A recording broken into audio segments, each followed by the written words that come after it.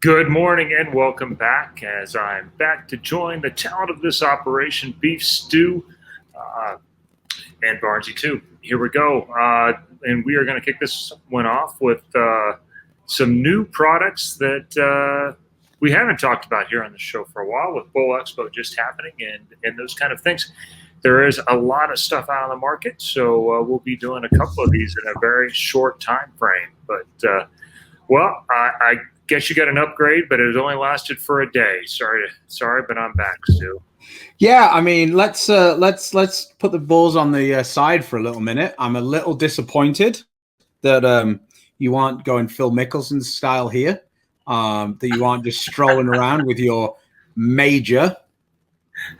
So where I fully expect you to be sat here, you and Warnermaker. Yeah. Hey, the only thing that's important to me is the score is now CB1, TJ, none. Yeah. Good luck catching that one. Shall I write that on Twitter? Never forget Chris Barnes has one more PBA 50 title than Tommy Jones. There we go. I love it. So, Big Mike was reveling in his correct prediction yesterday or the day before. He told me, 15 games in, the doctor's bell even warmed up. Yeah, I said, I knew that was the case too. Mr. Eddie saying congratulations.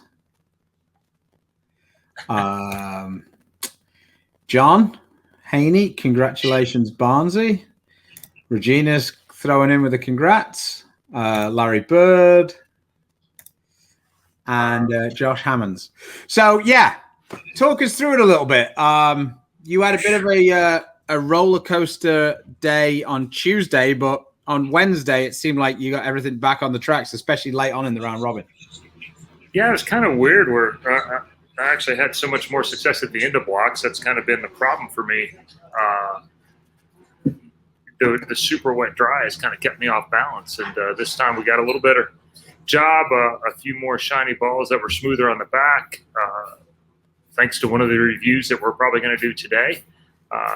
Your help influenced that a little bit, and just talking it through, and really a lot of it has to do with having some fresh eyes out there. Start getting caught in my own circles, but having Linda there and having Ryan, who surprisingly sees the lane very well for somebody who's only really been bowling for about 15 months. Yeah, he says some things with some clarity that is very uncomplicated. Yeah. That makes a lot of sense sometimes. Don't suck. Yeah, well, yeah, he actually doesn't go with that so much just yet because he doesn't want to back at him yet. But but yeah, so there just isn't a lot of oil in the front lane. It's one of these things. One of the things that Brunswick Machine struggles at, even though they dump quite a bit of oil on, it doesn't end up in the front. It ends up way more in the mid and the back, and it makes them play kind of flat front to back. There's a lot of left to right user friendliness, and so it tends to make higher rev rates where I feel like I have to trap it all the time, and then it just makes it hook earlier. So it's been a little tricky, but this time we got some shiny balls, UFO Alert, Axiom Pearl, a shiny reality, and those all three were in play at different times, along with the phase 2. So was able to actually use a little rotation and not have it over bounce off it every time. And yeah, I do like this place. Yeah, you've got a pretty decent record in Lubbock. I saw that you were using a pin down Axiom Pearl. Yes. Is it slightly stronger? It's about a 4.5. Yeah. Yeah. So. Yeah. Kind of a little thing we talked about. Yeah. Keep the flyers a little bit closer together, but still have something that's strongish overall. Right. And it's certainly on this tour, I think my pins need to be a little stronger that way to blend out the back part of the lane. And whereas the other tour, and maybe I need to do it on the other tour too. It's not like I have a blinding amount of success over there lately. So,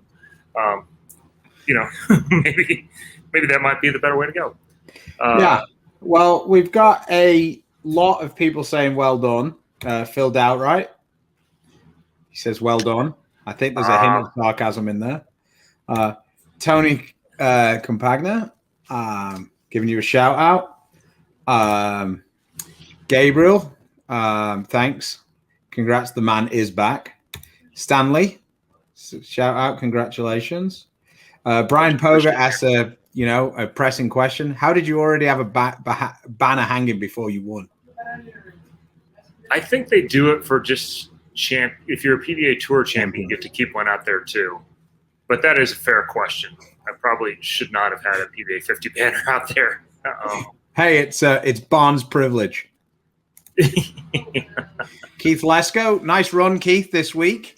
I know you had some frustrating times in the 10th frame a little bit in the round robin. I've been there in Lubbock specifically. But still nice to see you out there fighting for the I think my very first game of the second day, maybe it was, or yeah, so I was on the fresh, and I started out with about a 14 bagger in practice as usual, and I go strike 4-9, strike 7-10,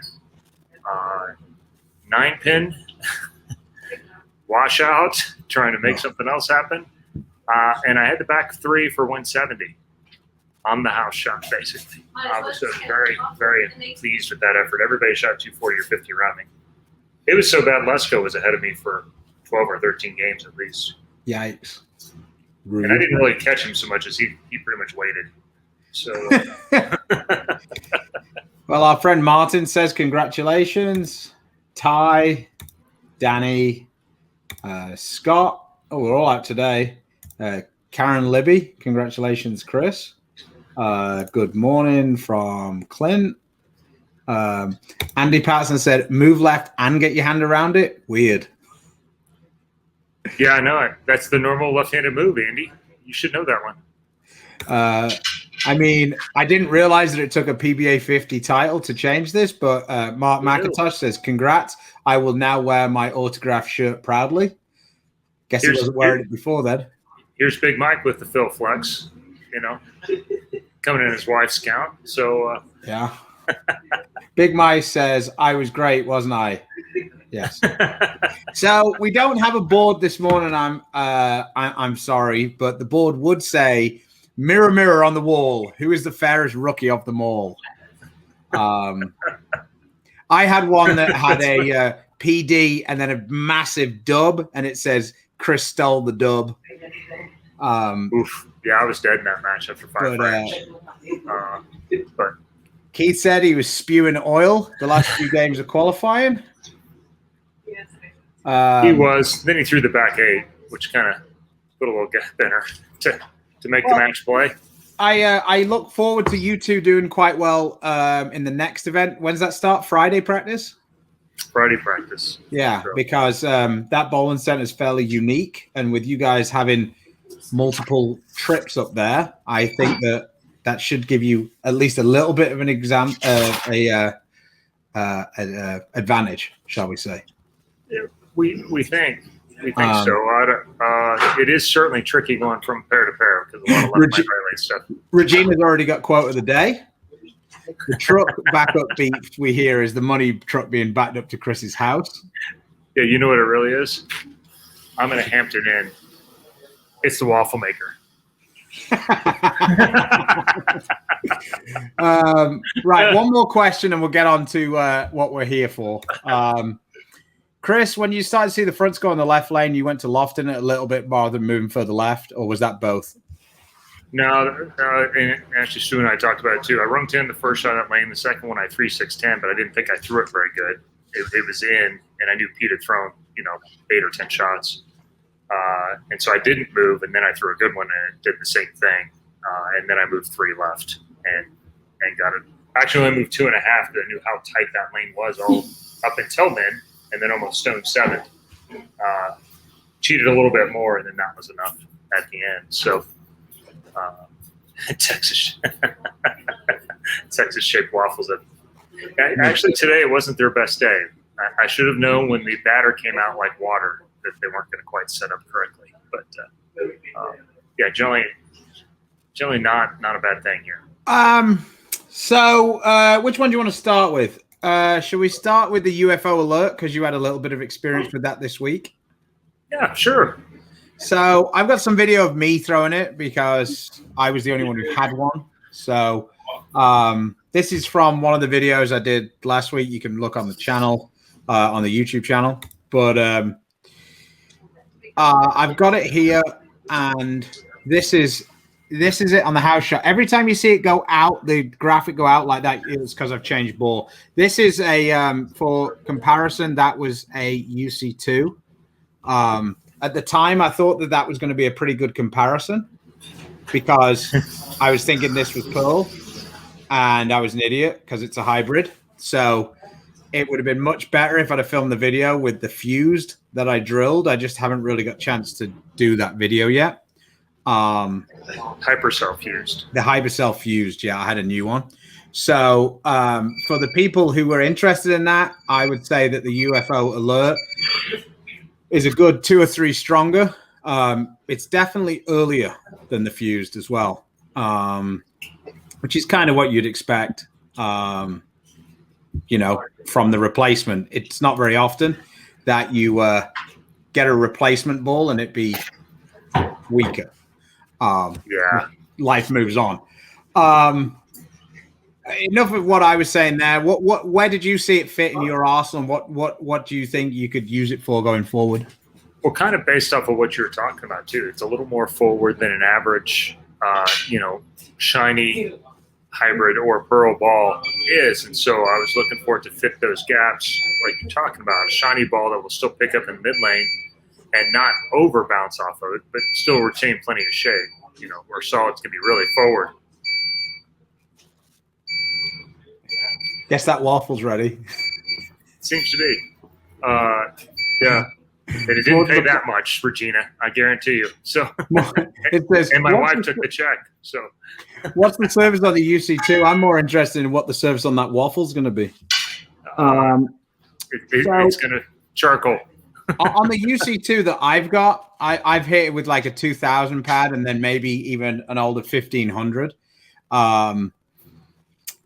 So I've made the gap a little closer overall between those two balls. I actually find it the UFO alert to be I find it to be quite responsive when it picks up, and then I feel like the motion's quite quick, and then it gets forward, but it doesn't get forward in a way in which I don't think it's going to go through the pins. Yeah. Whereas sometimes you get those balls that go forward and they just hit in the half pocket. It's a flat 10 every time. I didn't really see that out of mine. That's a great description too, because as someone who's a little more up the back than you are, that kind of locking up and going forward is kind of how I refer to it. There's the ones that lock up and then continue enough that give you a chance to strike, and there's ones that just go forward and they almost never strike. And that's basically the difference between the ASIMs that I can use and not use. Mm-hmm. Early on, I haven't thrown this ball a lot because I had enough, between phase 2, Axiom, Pearl, I had other balls around it pretty quickly. And that shiny reality. So I didn't stay in it real long, but I did have 250 there fairly early, and then kind of pair those a little funny, and just not knowing enough about it, I got out of it pretty fast. But it doesn't lock up and go real forward. So I do think it's definitely a good play off of those balls. Thanks, Stoney. That's our friend there at Platinum Ford, among other things, but he's just a friend, actually, and guy can bowl. Yeah, 300 again this week. He's not afraid to throw a double. 6 of them in the same game, a lot. Yeah, you have the UC the UC2 as well, but I think that you had those up and down, the 2 layouts. Yeah, the UC2 is up and fairly strong, maybe a touch too strong because it is a giant core in there. But the 2 off, I would say that the alert is a little bit earlier than the Axiom Pearl, probably a little sharper, and then forward where the Axiom is a little more rounded. The Axiom Pearl is a little more rounded off of it in general. Yeah, no, that kind of makes sense, and of course with the symmetrical cores and the asymmetrical cores, that definitely contributes to it. Right. Let's just quickly. We'll move. One quick question here. That can you fix the lock and forward asymmetry by changing surface or hand position, or is it just use a different ball? It really depends, right? Because that lock and forward reaction is really good if you're going to play on a longer pattern because you can keep it closer to the head pin, and that's ideal for what you want. You don't really want the ball to change direction much. To get out of that, you're probably going to have more rotation and maybe a little more speed to make it continue around. Another way to do it is if you have that and you want one that's a little more continuous and you don't want it to do that, if you go with a lower pin underneath the fingers, the flares won't be quite as wide. The separation will be a little bit closer, and that should allow you to get a more rounded, continuous shape. And that's what me and Chris were actually talking about on his UFO Alert. He just had a bit of a miscommunication and ended up with it up when he actually wanted it down in the end. So, but on the flip side of that, it led me drilling the axiom pearl down to bounce off of it, and so those are kind of 1-2 punches, and things all happen for a reason. Okay, he's one of them. One of them. He's one of those people. He thinks the pandemic happened for a reason.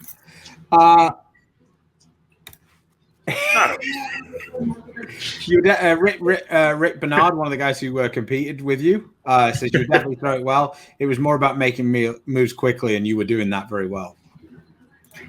That's what Stu and I talked about, though. We go to the centers and we chart out pairs and do things over time. In some place like Lubbock, where we bowled 5, 6, 7, 8 times, you get a lot of information on pairs, and some of those pairs are pretty tricky. And knowing up front, certainly cuts to the chase way faster and much good.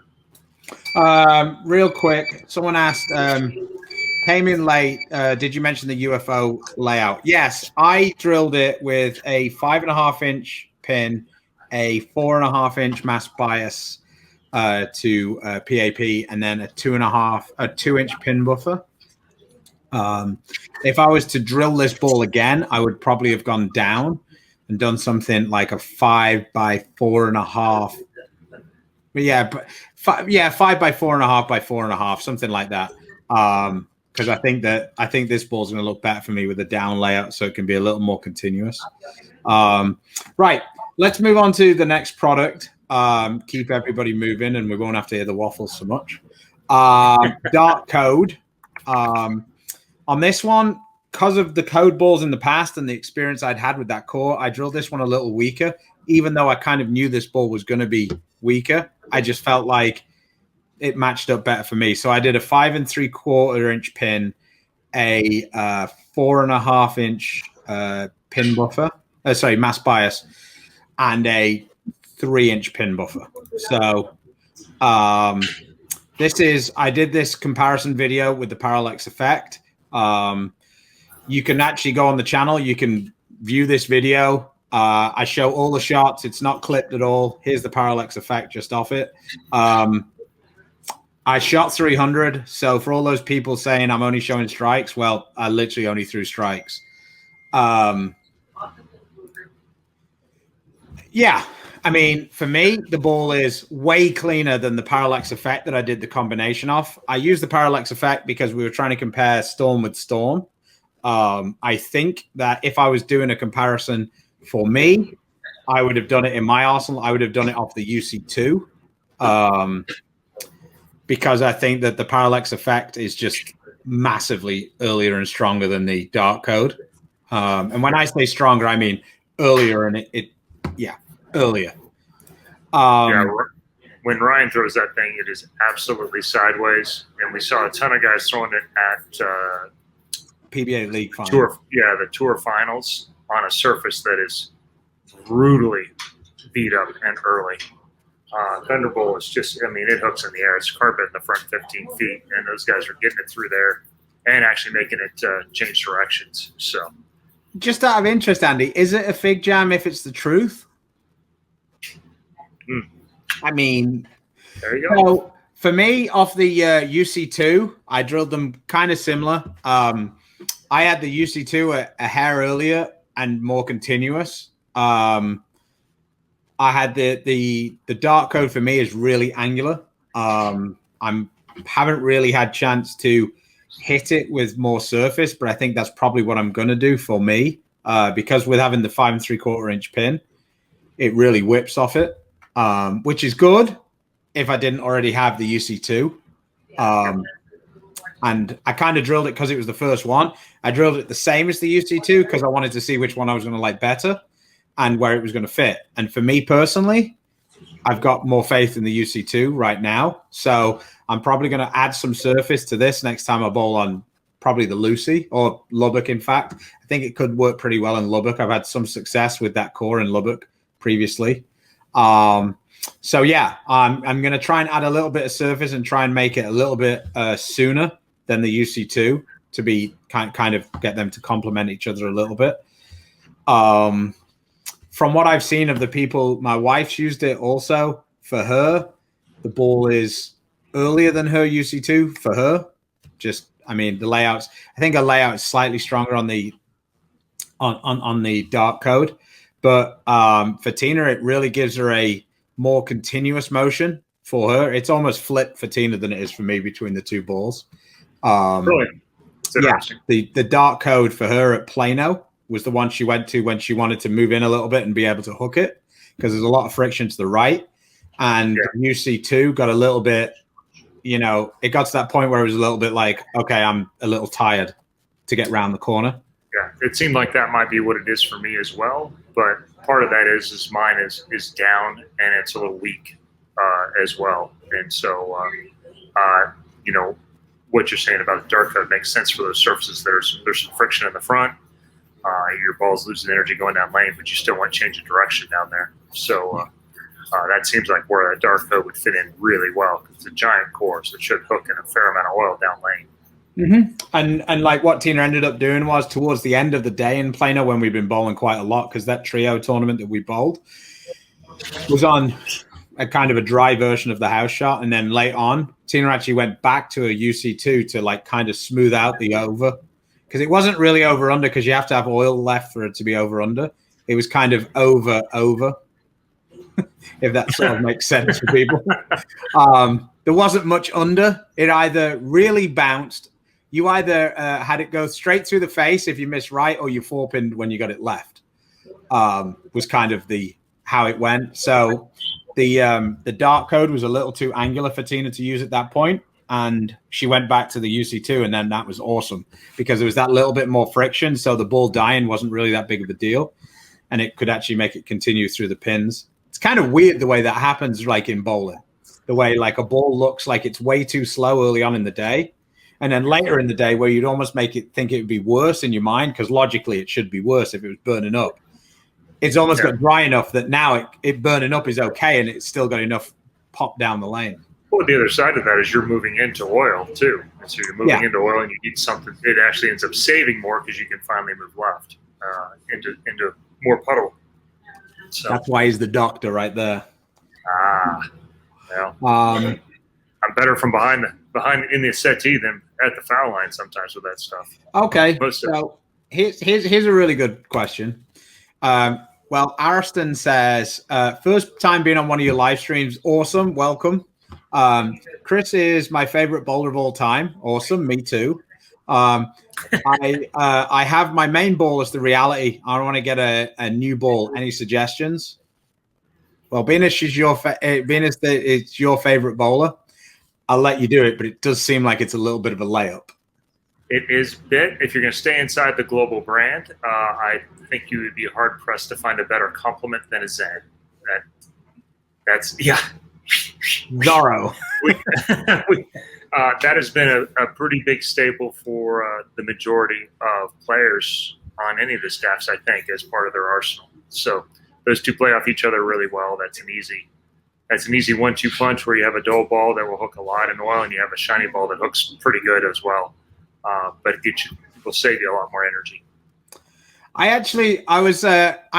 Let us know in the comments about this, because I've been thinking about this. I look at a lot of other content that people create, and I'm constantly trying to come up with fun ways in which me and Chris can have a competition between us and stuff. So one golf channel, bear with me, has a budget that they spend on the bag that they're going to use. So they actually do it like with a secondhand place. They have a sponsorship deal with a secondhand place. So they go in and they spend like, say they spend £500 and they can spend it any way they want. So they could have a $60 set of irons and a $400 driver. Like, but they make the bag themselves, right? So I was thinking that me and Chris might do this and we might come up, we'll figure out what the reasonable budget is and whether we like try and use like low end balls to fill out our range, or maybe I'd have a spare ball because I suck at shooting spares with reactive and Chris wouldn't, or would we spend extra money on shoes? We might come up with a way of doing it, and we'll have like a two or three pattern thing, and we'll try and see who can come out on top with a budget. So if you think that would be a cool idea, let me know. If you don't, you could also let me know, and that would save me planning it. But I'm thinking that we might do that. We might come up with a budget. I don't know what the budget would be, but we'll figure it out, and then we'll do it as if we walk into a pro shop to do it. We'll obviously have all of the stuff in advance, but we'll plan it out so that if you wanted to copy what we've done, you would be able to do it on the budget, because it's really easy for me and Chris when we don't pay for bowling balls to make all the suggestions in the world, but we understand that everybody else in the real world has a budget. And I've been in that position before as well, and I'm sure Chris has, although when Chris was in that position, they didn't have that many choices. Hey. Reactive balls when I was come on. That's kind of a cool idea. So yeah, we only had one pair of shoes to choose from, though.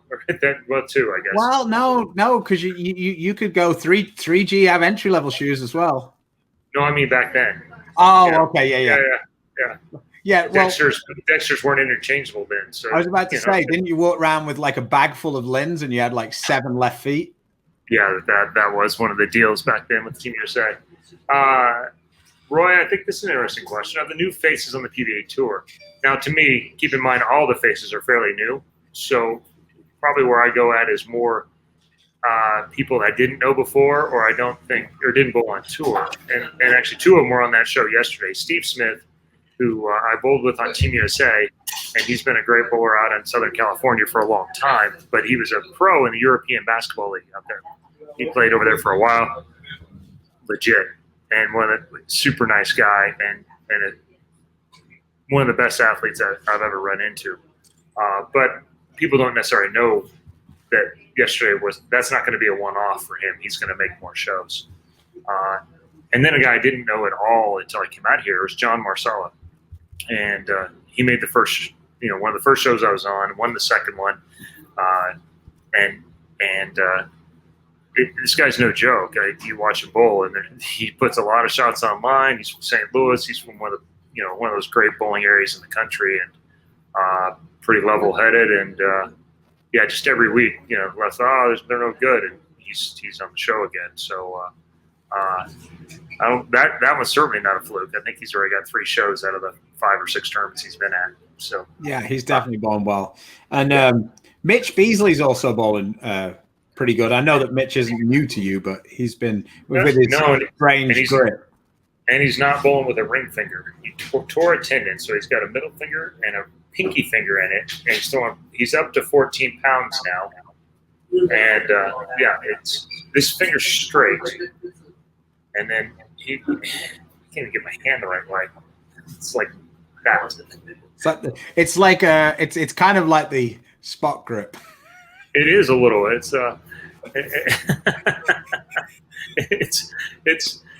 a different way of going about it for sure. But this guy, he wants to bowl. He wants to bowl all the time. On the bad end of the deal, Walter pulled a groin when we were in Chesapeake last time, and re-injured that one again this week.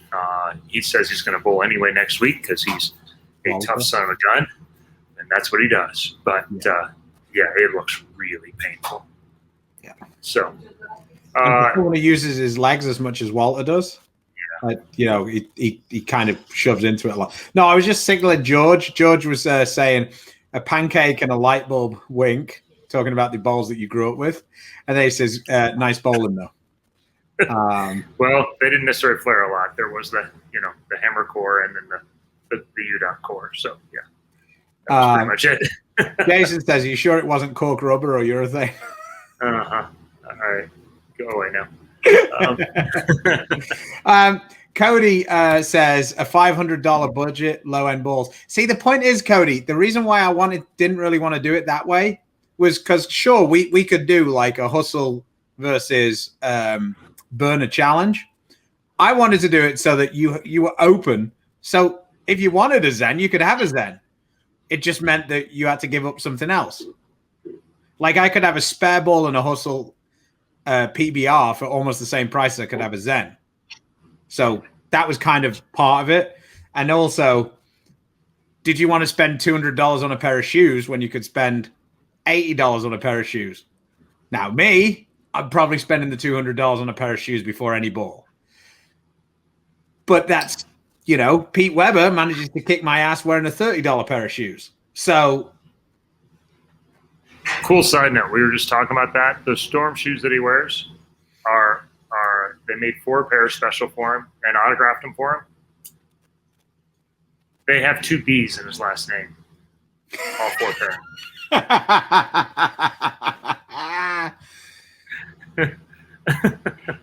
So, Weber.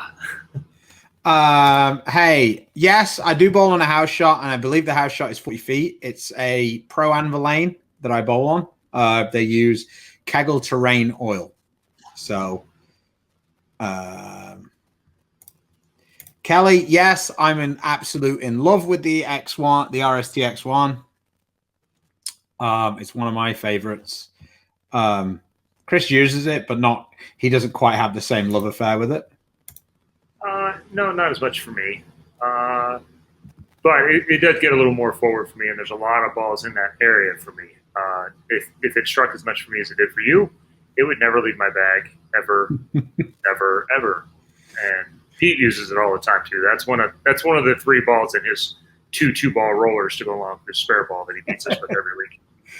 All right, let's quickly have a couple of words from our sponsor, Mark Baker.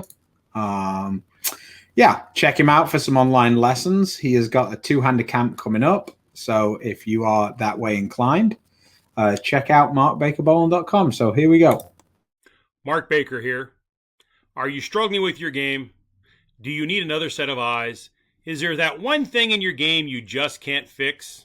Please let me help you. Go to markbakerbowling.com, click on virtual lessons, and follow the 3 easy steps. Remember, you can live anywhere in the world, and with virtual lessons, I can help you. Look forward to seeing your videos. Thank you. So, anywhere in the world, literally. Anywhere in the world. Brian says yes. Sorry. Yes, a lot. He throws it a ton too, and just strikes like crazy. That dude's my hero. This might be the first week I beat him. I think. I don't even know. Yeah. Ricky says, Mark, it's time to do a new video. I tell you what, with the amount of people who come on, Mark would say, I think I've got it just right. Yeah. It depends, Casey. Are you over 50? Yeah. Which Petraglia version? Because there's actually that one's Petraglia one. I believe is a softer version anyway. But oh no, I just meant that you wouldn't give him any tips if it was for a PBA 50 stuff. Yeah, I don't know if I have it figured out yet, but yeah, a lot of it figures out how well you get the ball through the front on your own. Because there seems to be, HBL hooks in the front, especially if it's with wood approaches, and there tends to be more oil in the mid lane and down lane than in the front. And so, so use both hands and throw a reality really hard. Yeah. Man, here he is, Kyle Troop. Love it, Kyle. Loved your performance in the. Don't spoil it. He says congratulations, and then he has an America. Captain America. Yeah, he had a pretty nice performance on the Pba Tour finals.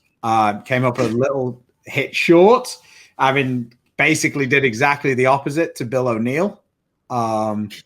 So nice performance. You definitely entertained us. I'm definitely going to go back. You managed to make Big Mike's heart,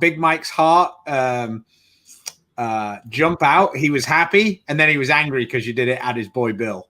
I don't know whether you saw it, but I guess before the roll-off, Troop said out loud the sort of things that you'd be saying to yourself, and he told Bill, no way you could throw it better in this roll-off than me. So, yeah.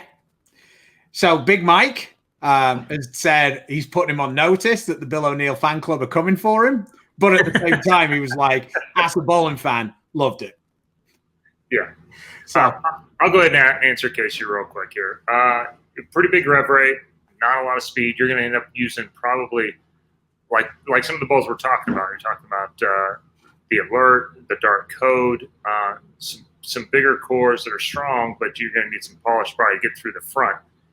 Unless you're talking about your 17 is what reads up on the monitor, in which case your ball speed, that puts you really close to my numbers, just a touch more rev rate, which would be like 19 and a half. In which case, maybe on the fresh, you can throw a little bit, like a Reality or one of those bigger balls. But probably have to get out of it pretty quick, though. But yeah, you'll be out of it fairly fast, and you'll probably end up having to use a slower speed with that 46 feet to get your ball to make the corner later on. So your rev rate pretty much has to be in the 500s, where you can really be firm on a long pattern and still get away with it, hitting enough to get through the pins. But yeah, hold is definitely going to be your friend on 46 feet. Yep, and speed control on long patterns is always the key. So, of the other 50 guys that are not, whether or not rookies, but Lenny Baresh has been good forever. He used to pop out on the regular tour, make match play basically every single time he bowls. This was a rare event for him. He was the alternate. Just missed making match play. He doesn't miss match play much out here. So no, Lenny's awesome. Yeah, he's tough as nails, that guy. So let's quickly, we've got a 1 minute video of you throwing the two different burners. Okay. This is in a different house. This is at Chris's home house in Louisville. AMF surface.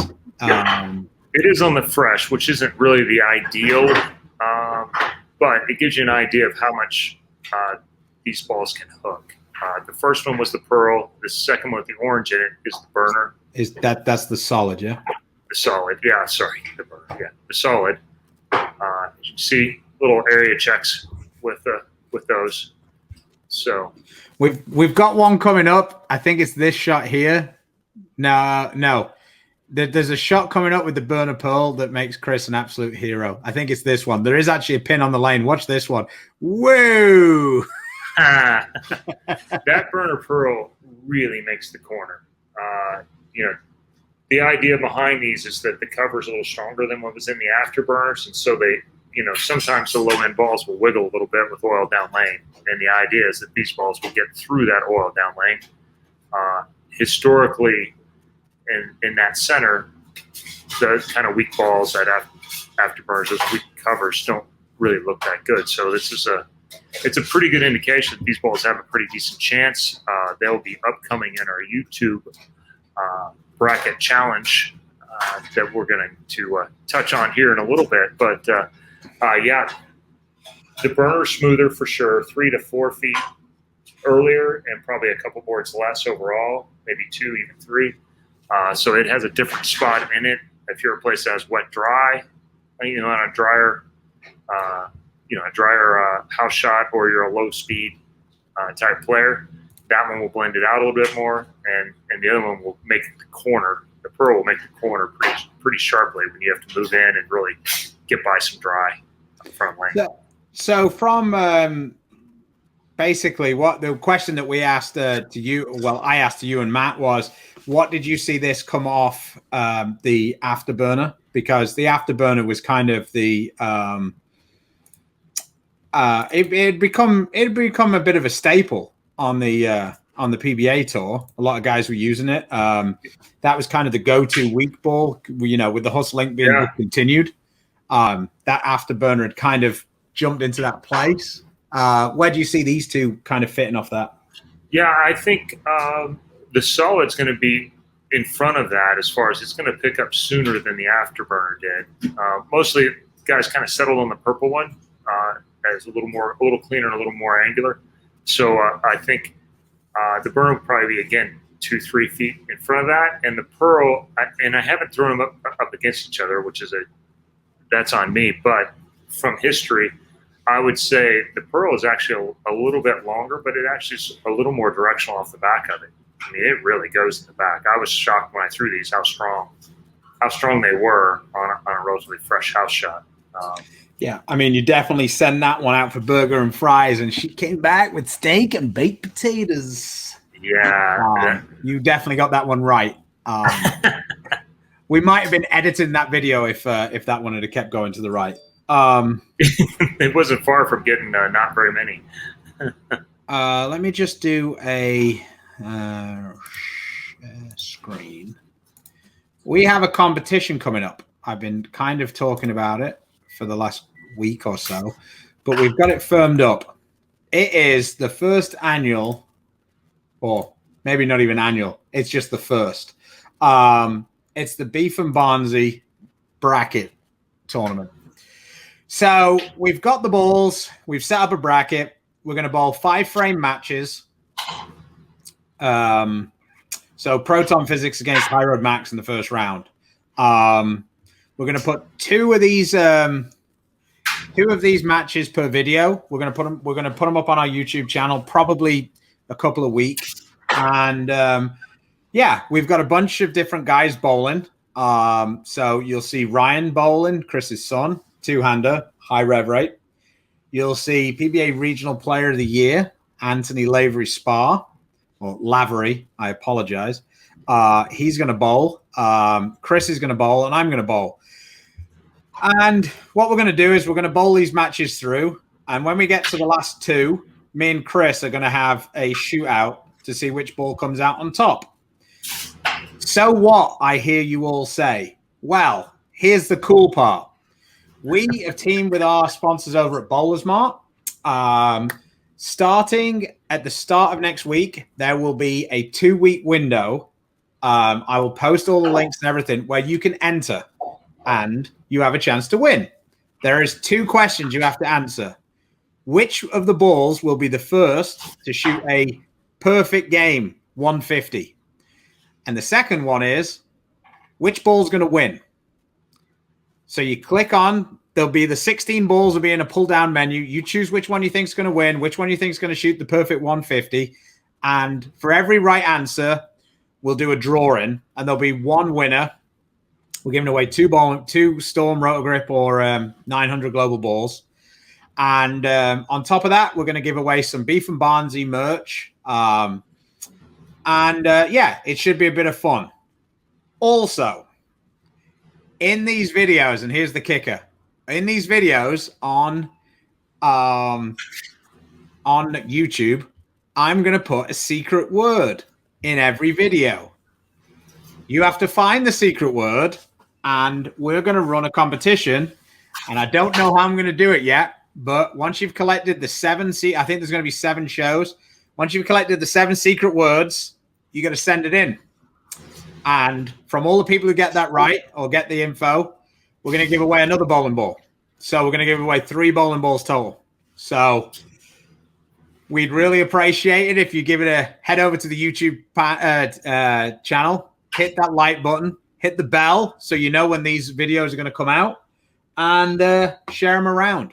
So it'll be starting. I think the first match is going to start. I'm going to put the first match up next Friday, and you will have 2 weeks. So you'll probably get to see the first couple of matches, and you'll be able to make two entries per person. So, do we get to know who is throwing what ball? Yeah. First of all, in each competition, the same person will be throwing both balls, alternating on one lane, up against each other. So, So, well, we can go through it. Yeah, the Dark Code versus the Phase 2. That's going to be Ryan. The X1 versus the UFO Alert is going to be me. UC2 versus Synergy, I believe, is Chris. The Hustle matchup down there is going to be me. The burner match is going to be Chris. The intensity reality is Anthony. The Zen C4 is Anthony. And then this Proton versus High Road Max is going to be Ryan. Old man yelling at clouds. It's a bit of fun, Rick. We're trying to we're just trying to create some more content and have a bit of fun with it. That one's too abstract for me because I don't know what that's really supposed to mean. Well, he's just like, it's not the bowlers anymore, it's just the balls, because we're only focusing on balls. So yeah. No, it is about that. That's why you have to have the same bowler in both videos. Yeah. So it's just we're just trying to do a bit of a comparison. Yeah. Can you make bets? Yeah, if you can find a friend to bet with. Yeah. So should be fun. Just like I say, we're going to run it this time. If it's popular and people like it, we'll probably run one a little later in the year. Maybe tweak it a little bit, but we've got a lot of new balls coming out. So the important thing for us with this one was I wanted to do it so that every ball that we had in it was available for people to buy. So if you like the look of it or you wanted to win it, you got it as soon as the competition was done. Kevin Denny says we should open the store. Where's Ron to grow up when we need him? Big Mike will be taking action. That's right. That's right. You can run. So, like I say, we'll see how it goes. We're constantly trying to come up with ways to entertain you guys with different content. So, do you think, like Big Mike, when he came on Tuesday, do you think that was like he'd spent a lot of time on FS1 and he got called up to the big show, for a week and then? No, I think he was more of a CBS sports guy. Okay, just checking. Yeah. No, that just CBS Sports, and then if you get called up to us, we're FS1, and then like I guess the Morning Bolt maybe is the is Big Fox.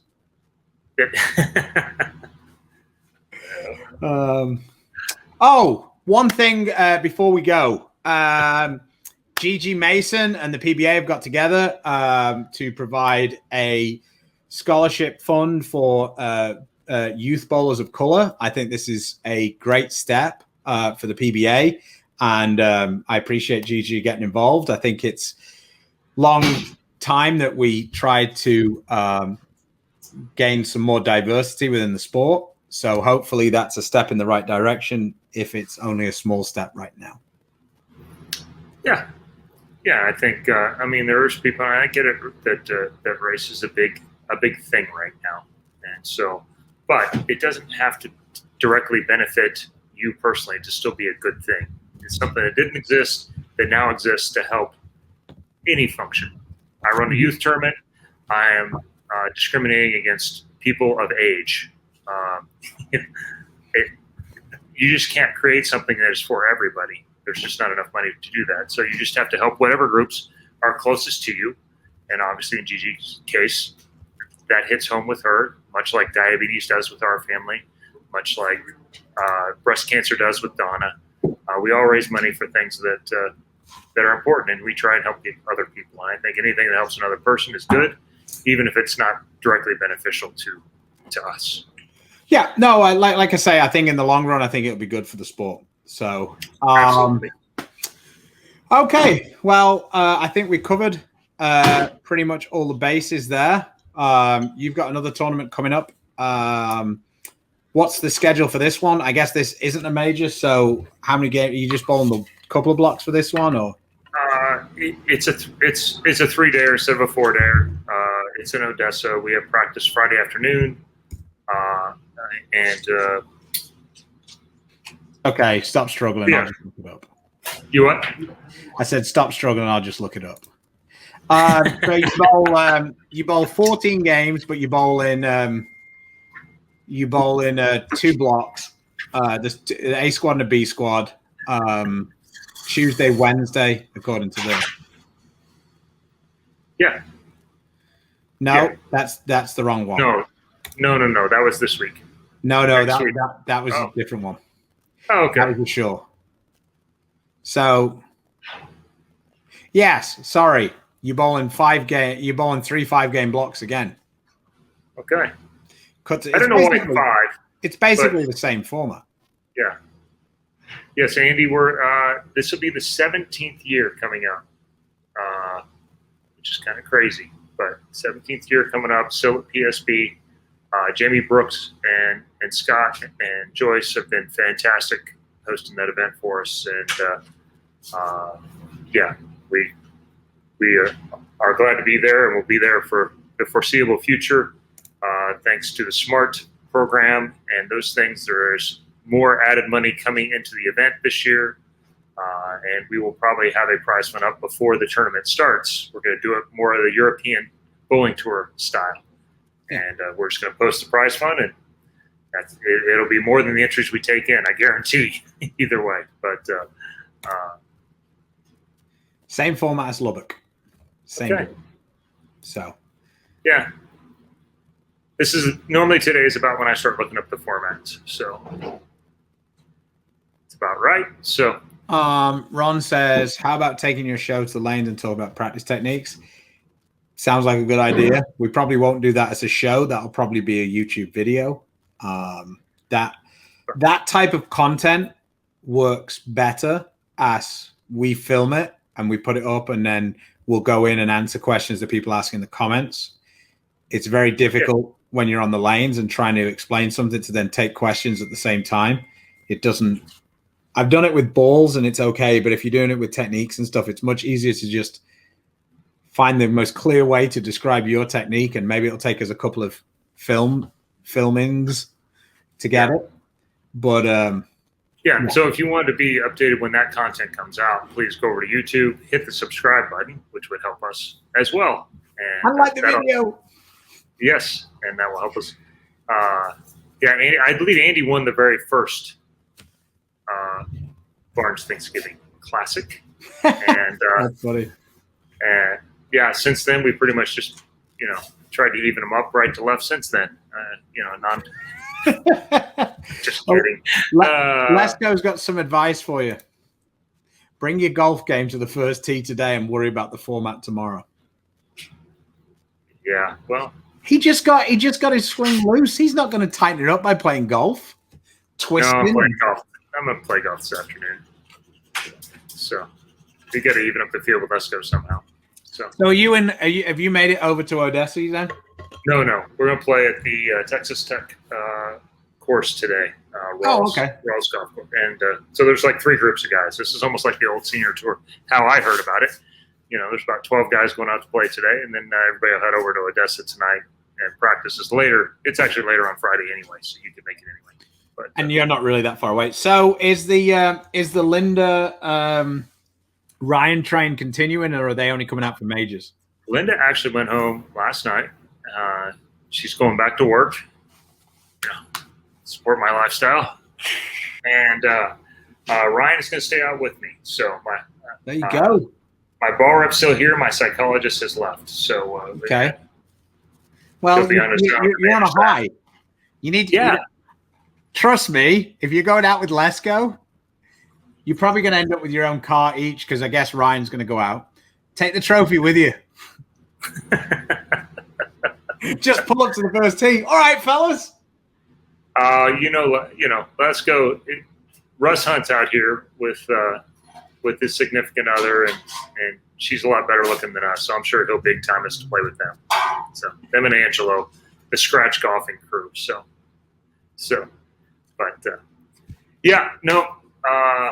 But with that, got anything else? Nope. I think we're good. All right. Well, with that, once again, I think that will wrap up today's show. We'll come back on Tuesday on the 6th, right after the 4th of July. There'll be a bunch of tournaments coming up, so we'll have something to talk about, I think. And so once again, support those small businesses, those bowling centers out there. And when you get a chance, support the people who support us. Storm, Rotogrip, Niner Global, Vice, Cool Whip, 3G Shoes, Master, Bowler Smart, Mark Baker, Bowling, Fire Lake Bowling Center, and Lightning Strikes there in Florida. Once again, thanks for joining us. Hope you enjoyed those ball reviews. And until next time, stay safe, stay healthy. God bless. See you later.